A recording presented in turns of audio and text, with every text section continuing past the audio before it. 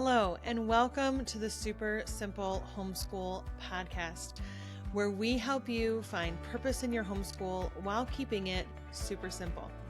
I'm your host, Jenny Hedrick, and today I am joined by Carolyn Martin from the Christian Home Educators of Colorado. Carolyn is a huge advocate for parental rights and homeschooling, and she works as the Director of Government Relations there at CHEC.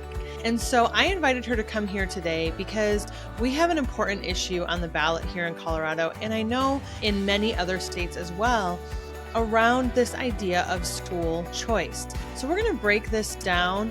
We're going to talk about Colorado's Amendment 80, but we're also going to talk about school choice, parental rights, child rights, and the political implications of each one of these things. So whether you're here in Colorado or you're listening in from another state, I hope that you find this to be very valuable and educational before you send in your ballot or hit the polls.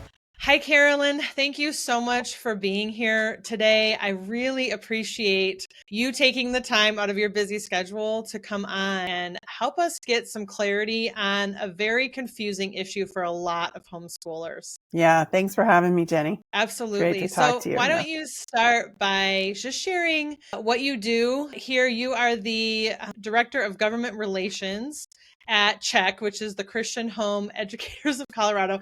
That's a mouthful if you're saying the full thing. Yeah. Tell us a little bit about what it is that you do. Yeah. So I don't know if you remember Treon Gosen. Do you remember her? Mm-mm. She was one of the moms. Everybody should know who she is because she was one of the moms who actually got our law written in 1988. And she watched over it for a long time until she passed away in 2016. And that's when I started working for CHEC. CHEC said, well, we need to get somebody to watch over this now that she's passed. And so that was me. And so what I do up at the Capitol is I advocate for parental rights, home education, and religious liberty, because without parental rights and religious liberty, there's no way we can homeschool and teach our kids the values that we want.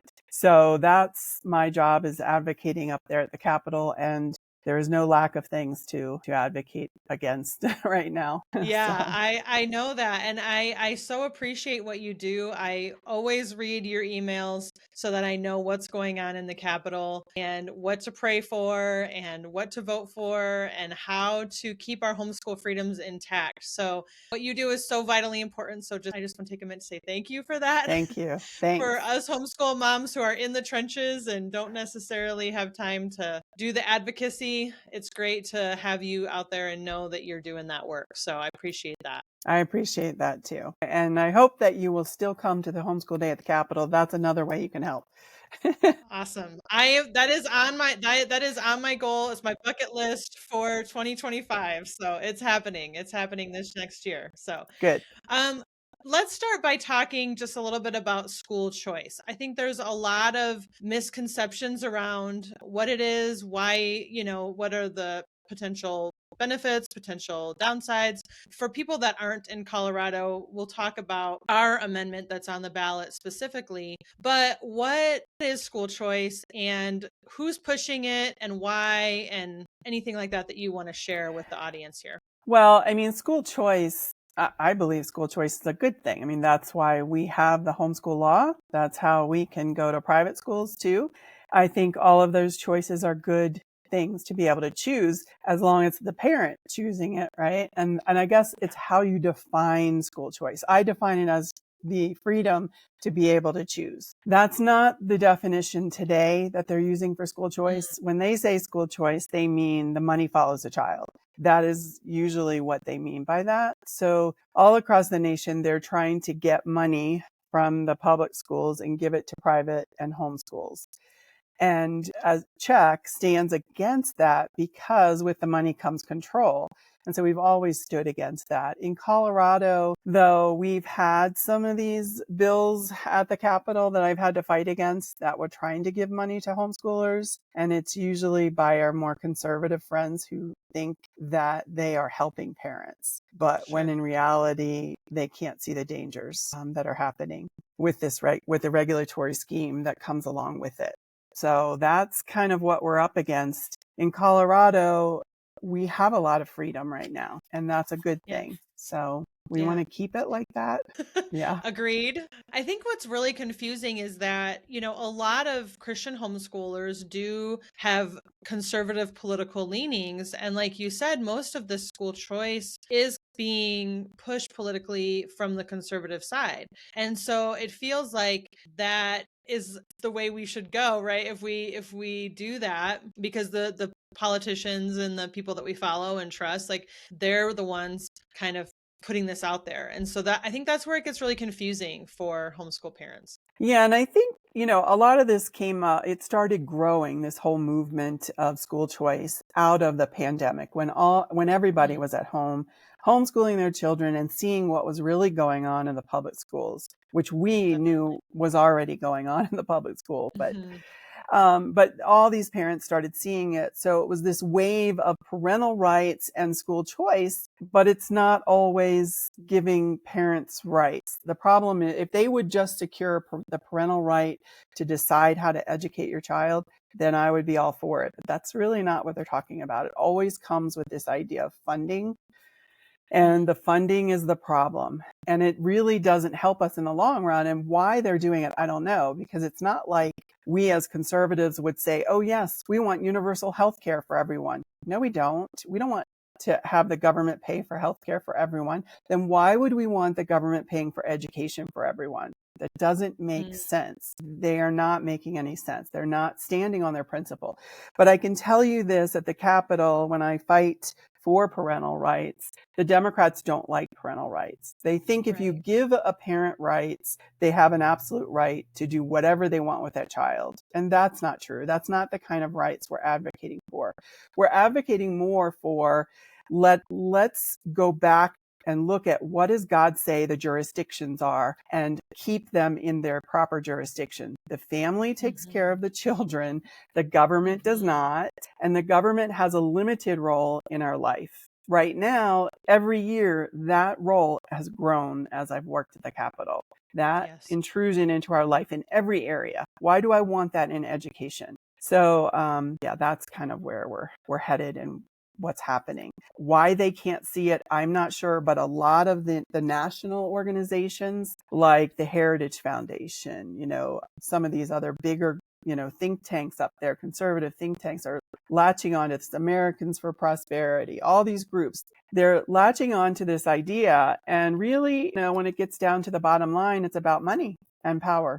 So that's what we need to watch out for. Why are they really wanting to do this? It's not necessarily freedom. Yeah, that's a really good point. And to that end, I think it's hard when you're a homeschooling family in this culture of rising inflation, and in Colorado specifically, but it's everywhere, where it's really hard to support your family on one income or one and a partial incomes. And the idea of like getting some of my tax dollars back, like I pay taxes, I should have a right to, some of that money. It's very appealing.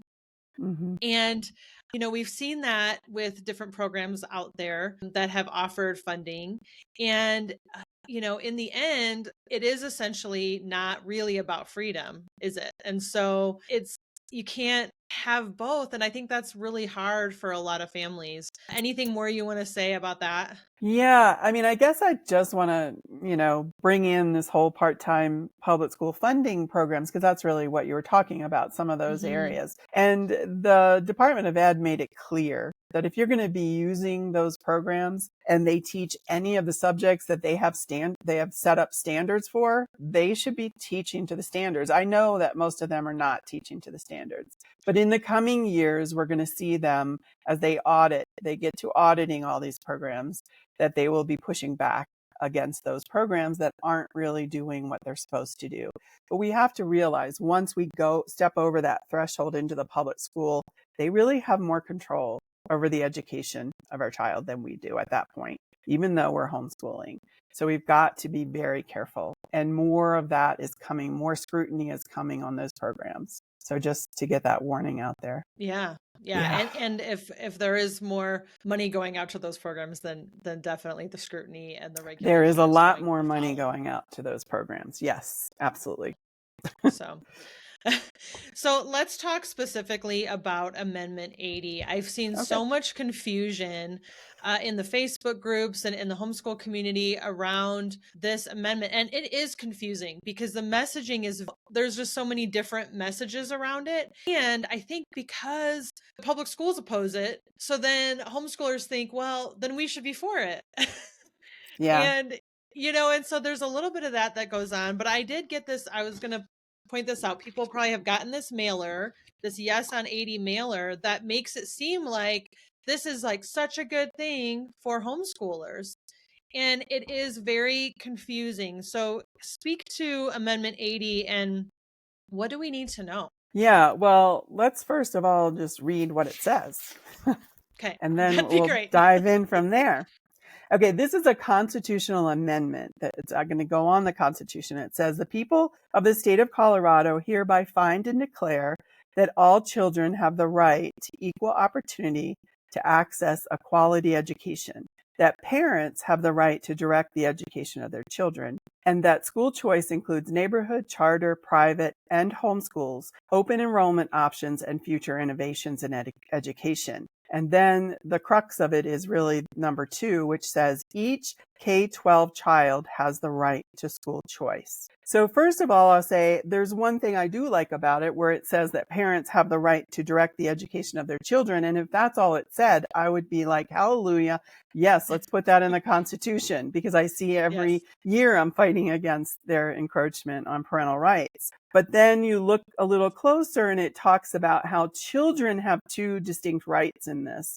They have the right to a quality education and they have a right to school choice. That right is given to the child. Now, currently in American jurisprudence, it says that the parents are the ones that are really in control of their child's right. But that is changing, and it is fast changing. I mean, we are seeing our legislature take away parents' rights by giving children rights. They have a right to mental health care at 12 years old. Well, and really in practice, it's way younger than that. They have a right to certain vaccines without parental knowledge or consent. They have a right to an abortion. There are lots of rights that the legislature has given to children already. This is giving the child the right to school choice, which if the parent and the child disagreed, who is going to arbitrate between them? It would be the state, and our state is not necessarily for parental rights.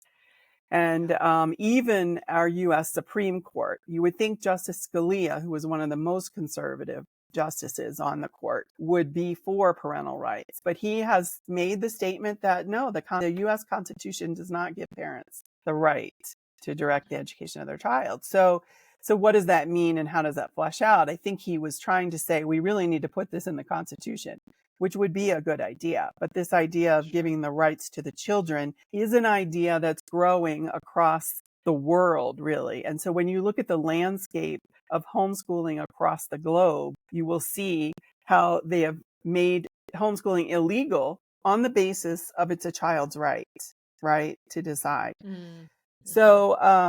So this is to us who look at the landscape of homeschooling and looking at family law and the way that they treat parents, looking at some of these other areas, we say this is really dangerous to give the right to a child. If it said that the parent had the right to school choice, okay, fine. But it's this idea of giving the right to the child that is very problematic. And when you're talking about a quality education, who defines that?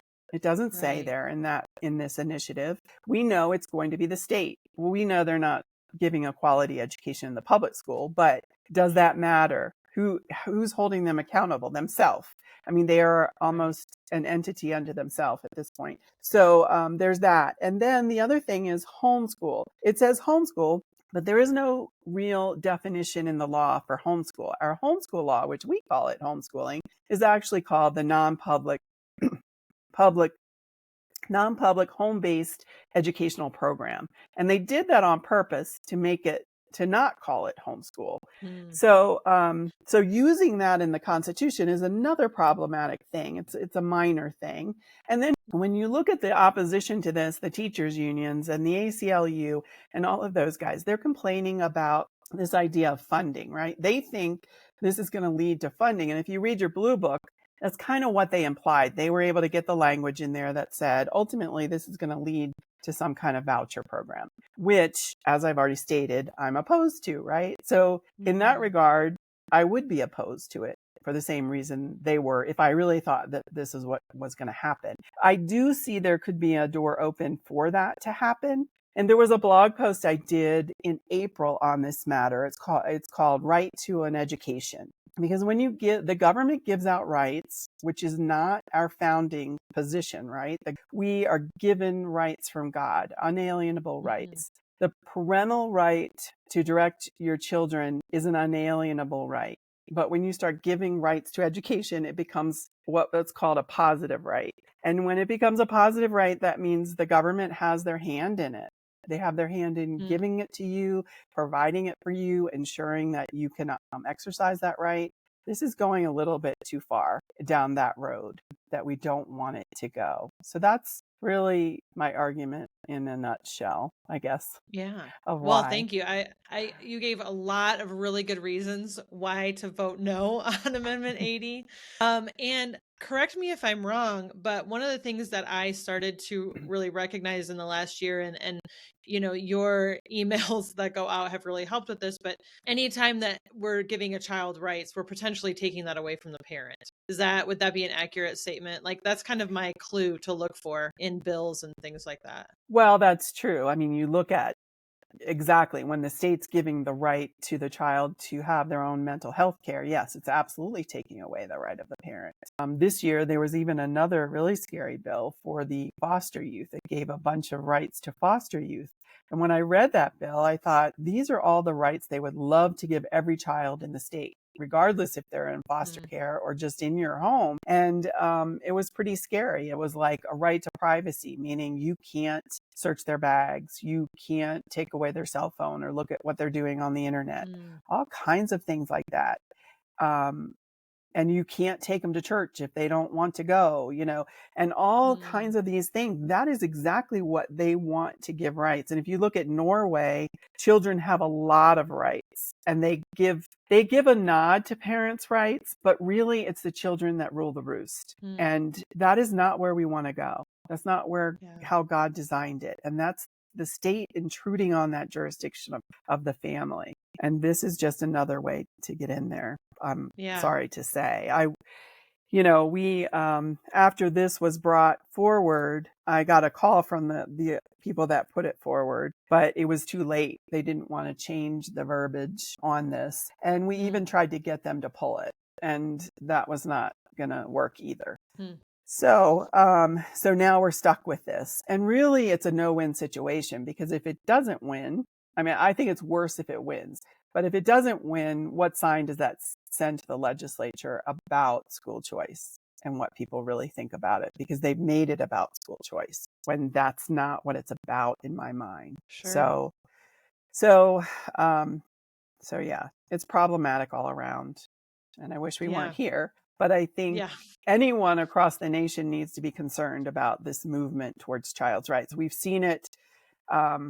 There's a professor of law, I don't remember, Michelle Malkin did a story, an expose one time on homeschooling. And there was a professor of law from William and Mary, and he said that the reason the parent-child relationship exists is because the state confers parenthood on parents. And that's, in academia, that is the thought that they have about parental rights. It's the state that gives you the right to take your child home, to raise them. They give you permission to do this. And this isn't just a one-off. There are law professors all across our nation, and this jurisprudence is moving in that direction, and we need to be careful what we're putting in our Constitution. This is constitutional. This isn't just in law. So I'm really troubled by it. And I hope people understand why. And if you really start looking around, I think you would figure out pretty quickly where this could go bad for us. Yeah. And so you mentioned that this is constitutional. And I think it's important that we just define the difference between a constitutional amendment and something that's just being put into law, and how those are different? I might not be using the right verbiage, but help us No, you understand got that a it. little bit. You've got it. Well, I mean, the Constitution, U.S. Constitution gives us, right, the First Amendment, the Second Amendment. We have similar amendments in our Constitution in Colorado, which is a little bit bigger than that. But it's harder to get things into the Constitution. It takes a 55% vote to win, to get it into the Constitution. And these are things that the legislature, our lawmakers can't change. If it's in the Constitution, they can't change it. Only the people can change it. Now, a statutory amendment, which are all those propositions that you see, if it says proposition, those are statutory, which means it goes into our law books, just like if a lawmaker made a law. So that means the legislature could come and change it. And they have on many occasions. We pass things and they go ahead and change it. So this is unchangeable by the legislature. There's no redefining words. There's no tweaking it to make sure it's correct. No, the legislature then has to implement this. That is their duty, to implement the Constitution. But I will say this, they don't necessarily follow the Constitution up at the Capitol either. Just saying. But there will be people holding them to account on this, Sure. you know. Yeah. So. And it's important to, I think it's good to make that distinction. I think there are a few constitutional amendments on the ballot that do have some far reaching implications, this just being one of them. And so for those of you that are listening and wondering how do I know if it's constitutional or not? That just like what Carolyn just said, if it says it's a constitutional amendment, then that is going on the Constitution. So make sure you really consider that as you decide which way you're going to vote on any of those measures, really, as you should with all. But it's a higher level, I think. Absolutely. Okay. So as Colorado homeschoolers, what can we do? We can vote. How else can we get involved? Yeah. I think we kind of need to step back a little bit and remember kind of where we came from. We were in the top 10 worst states to homeschool in Colorado. So we can't take these things lightly in what's happening. People were threatened with jail and all kinds of stuff. And I don't want to go back there. So we need to remember where we came from. We need to educate ourselves on these principles that I'm talking about, right? I'm talking about natural law, jurisdiction, this idea of what's really the role of government and what are they supposed to do and what are we supposed to do? So really educating ourselves and get a good grounding on that, because if we had that, we would be able to read this and go, oh, I know what they're saying here. So we need to be more educated ourselves on these principles and then get engaged on some civil government level. It doesn't have to be at the state level. It could be local level, because things are coming through on the local level as well. School districts are now starting to get in on the game. They want to pull the homeschoolers back in, so they're creating all kinds of programs to do that. They're starting to create positions to oversee the homeschoolers in their district. I mean, so things are starting to happen on that level as well. So local level is important too. And some of the legislators come through the local school boards and end up at the legislature. So it's educating even those local level, officials, elected officials, on what our perspective is on homeschooling and on first principles, like the principles of jurisdiction and stuff like that. Because when they get there's only a handful that really understand this idea of the role of government and what's the jurisdiction of the civil government. It's astounding because they've been taught in the public school system and don't know. So teach our kids civics, the proper civics, and that'll help too, because one year I had like 3 interns who were in college. They were homeschool students. And the only thing I concentrated on, what's the role of government? And if I could get that through their head, then I felt like I did something. At the end of the session, we would look at a bill. Okay, first question, is it the role of government? No. Okay, let's throw that one out. So out of the 700 bills that we saw, there was, I don't remember any that really were the role of government. So yeah, it's something we all need to learn and to teach others. So that would really help a lot.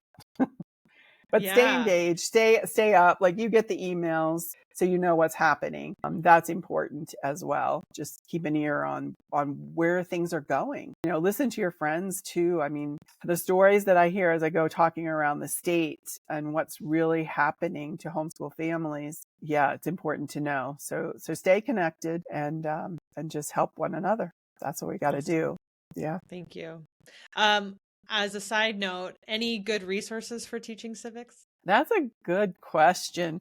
I mean, Tech has a book for civics Mhm. that's really good. You can teach all levels with it, really. But to really dig in, there's probably some good online courses out of Patrick Henry or some of these other places that could give you some real solid foundational stuff. The Institute for Principled Studies has some great stuff too that they put out.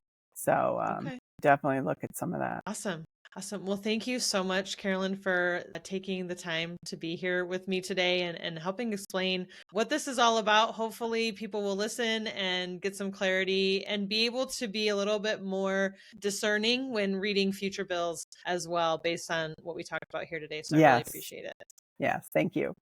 Thank you again, Carolyn, for that very informative episode. And thank you, listener, for listening to the Super Simple Homeschool podcast. Please share this episode with someone that you think would benefit from learning this information. And as always, don't forget to subscribe so you never miss a future episode. This is the last episode of 2024. Join me again in 2025 for more great homeschooling content to help you find purpose in your homeschool while keeping things super simple. Have a great holiday season.